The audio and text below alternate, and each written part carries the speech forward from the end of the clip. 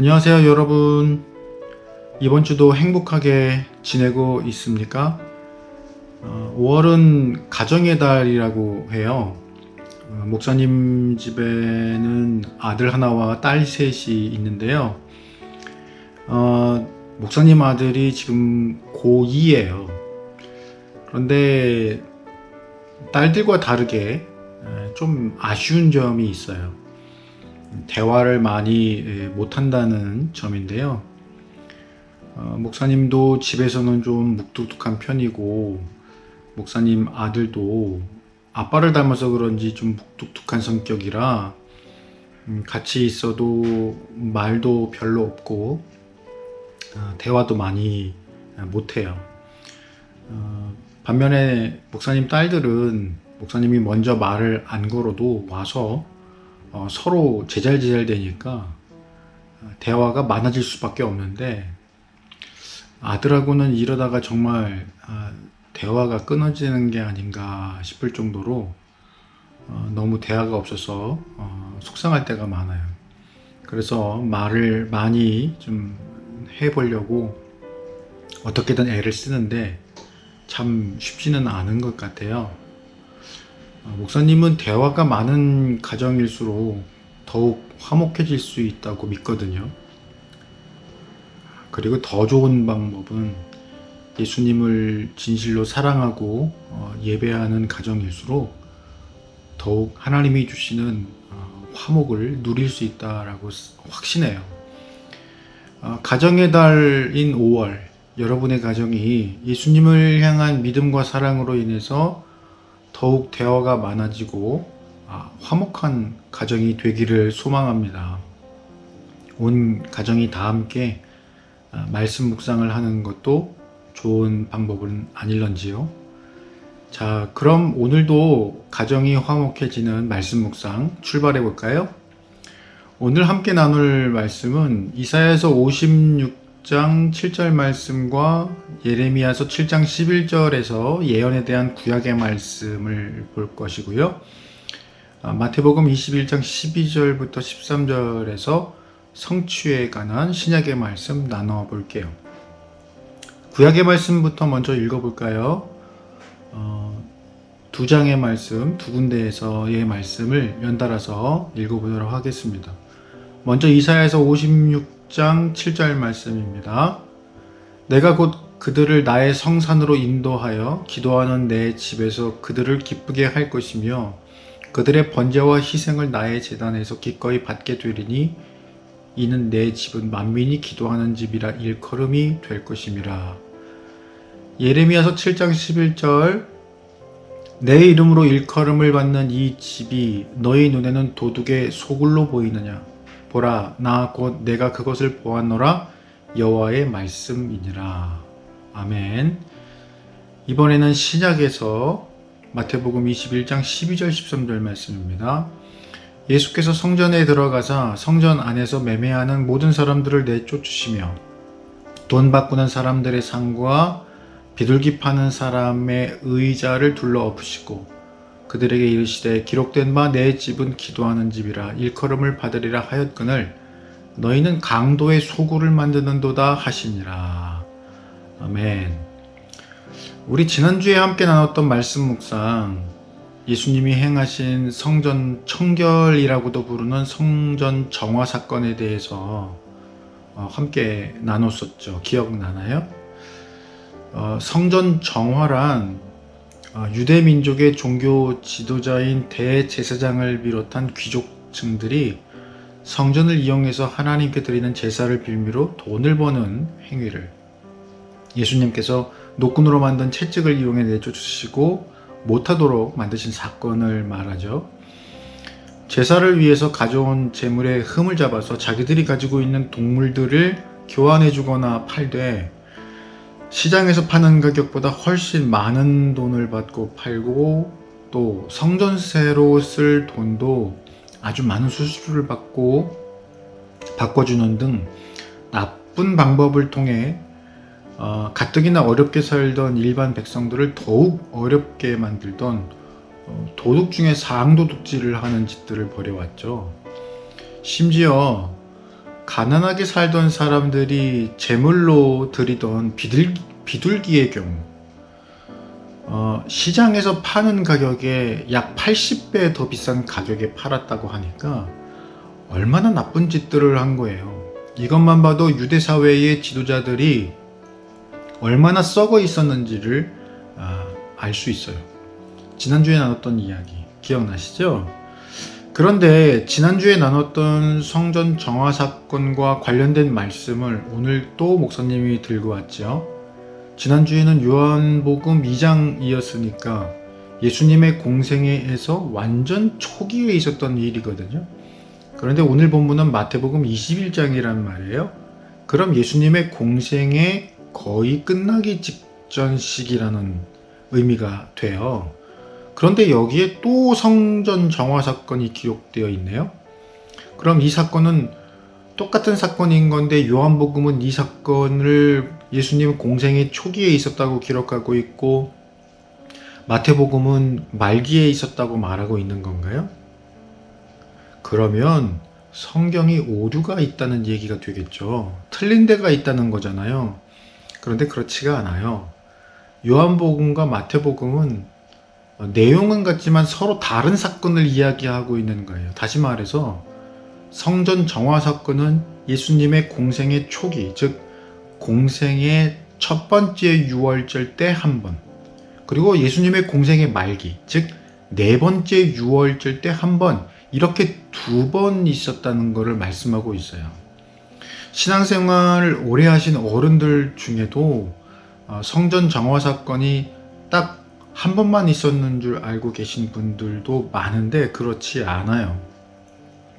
첫 번째 성전 정화 때는 예수님이 내 아버지의 집으로 장사하는 집을 만들지 말라라고 하시면서 시편 69편 9절을 인용해서 말씀하셨지만 두 번째 성전 정화 때는 내 집은 기도하는 집이라 일컬음을 받으리라 하셨거늘 너희가 강도의 소굴을 만들었다라고 매우 심하게 진노하셨었죠. 그리고 이 말씀은 오늘 읽은 대로 이사야서 56장 7절과 예레미야서 7장 11절을 인용해서 말씀하신 거예요. 같은 것 같지만 완전히 다르죠? 장사하는 사람들의 상을 엎으신 거 빼고는요. 그죠?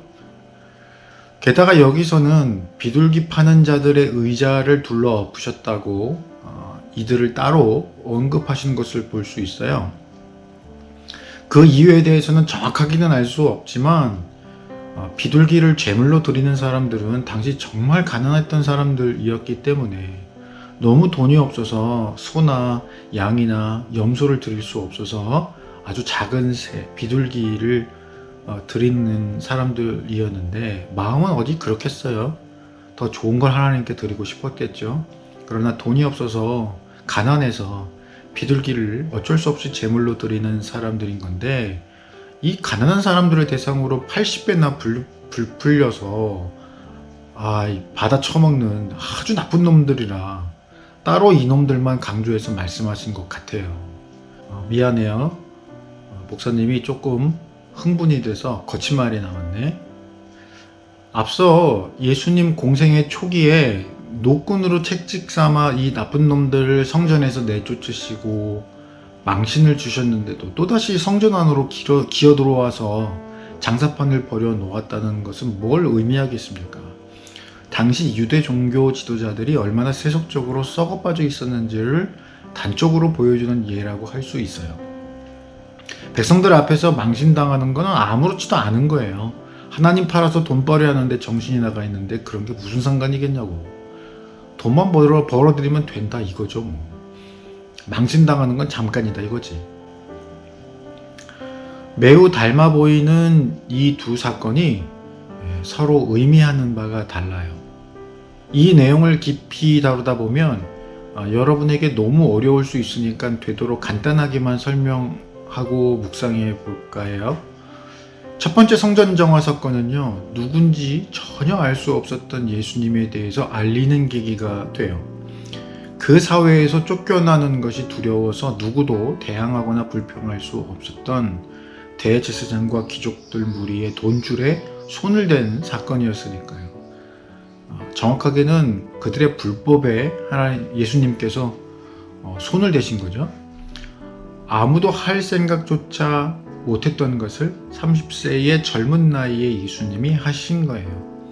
이것만으로도 예수님이 누구신지에 대해서 모두가 궁금해할 수밖에 없었는데, 예루살렘에 8개월간 계시면서 하나님이 아니시면 아무도 할 수 없는 놀라운 기적을 보이시고 아무도 고치지 못하던 병든 환자들을 고치시고 하셨으니 예수님이 누구신지 얼마나 궁금해들 했겠어요.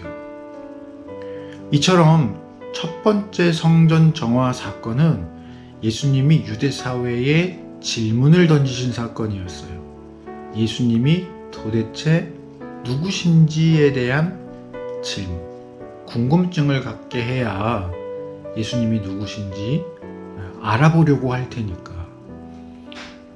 그래서 바로 이런 질문을 던진 것이 첫 번째 정화 사건의 의의예요. 그럼 예수님 공생의 사역 말기에 있었던 두 번째 성전 정화 사건은 어떤 의미였을까요? 방금 얘기했던 그 질문에 대한 대답. 예수님은 도대체 누구이신가에 대한 질문에 대하여 예수님은 곧 하나님이시다라고 하는 대답을 주시는, 구원을 베푸시는 하나님이시다. 또 앞으로 심판하실 재판관이시다. 이 대답을 할 수 있도록 해주신 그런 사건이에요. 성전이 갖는 의미는 무엇이다? 기도하는 집이다. 그리고 아버지의 집이다. 하나님을 예배하는 집이다. 그런데 너희는 이 거룩한 집을 니들 이익과 돈벌이를 위해서 사용해 내 이름 팔아서 이익을 챙긴다고? 강도의 소굴을 만들었다고? 나가라! 이 강도만도 못한 것들아! 라고 하는 예수님의 선언이었던 거예요. 여러분, 우리 교회가 바로 이런 의미라는 것을 기억해야 돼요. 교회는 하나님께서 받으시는 예배를 드리는 곳이기 때문에 소중한 거예요. 하나님께 집중하고 그분을 위한 시간과 정성을 드릴 때 교회가 교회다워지는 거예요. 하나님 이름 팔아서 사람을 모으고 돈만 걷어들이고 성도들이 돈의 수단, 지도자들의 수단으로 보이기 시작하면 우리들에게도 여기서 나가라 라고 하실 거예요. 그러다가 하나님이 계시지 않는 교회가 되고 하나님이 받지 않으시는 예배라고 하는 그런 이름의 쇼가 되어버리는 거예요. 사랑하는 여러분, 여러분의 마음속에는 예배를 사모하고 성전을 사모하고 하나님을 사모하는 마음이 있나요? 우리의 예배를, 우리의 성전을 헛된 것으로 만들어버리는 일이 있어서는 안 돼요. 어린 시절부터 하나님을 사랑하는 마음을 조금씩 키워나가야 되고, 그리고 예배를 기뻐하고 예배의 진정한 의미에 대해서 진지하게 접근할 줄 알아야만 돼요. 그것을 배워야만 돼요. 그래야 어른이 돼서 성전을 더럽히는 일이 생기지 않고 예배를 쇼로 만드는 일이 생기지 않게 되는 거예요.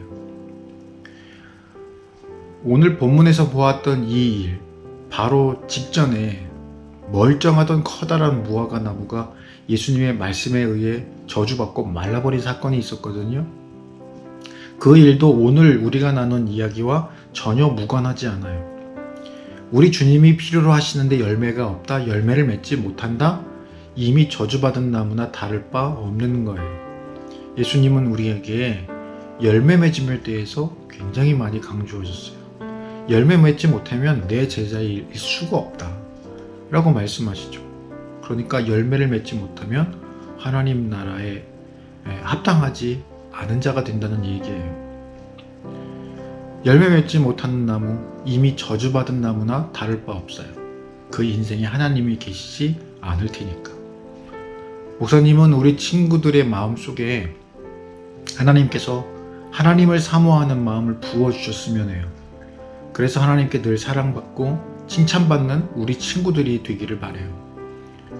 오늘 어쩌면 목사님이 좀 무서운 이야기를 했지만, 오늘 목사님이 이야기한 이 말씀을 마음에 새기지 않으면 후에 찾아오는 현실은 더욱 무섭게 될 수밖에 없어요. 그래도 다행인 건 여전히 하나님께서 우리를 사랑하신다는 거죠.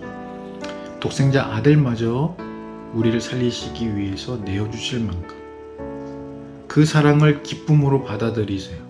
그리고 인정하세요. 사랑을 받아들이는 것도 큰 은사 같아요. 너무 귀한 일이에요. 고맙습니다. 오늘 함께 나눈 말씀 여러분들 꼭 기억하실 수 있기를 바랍니다. 다음에 또 만날게요. 안녕.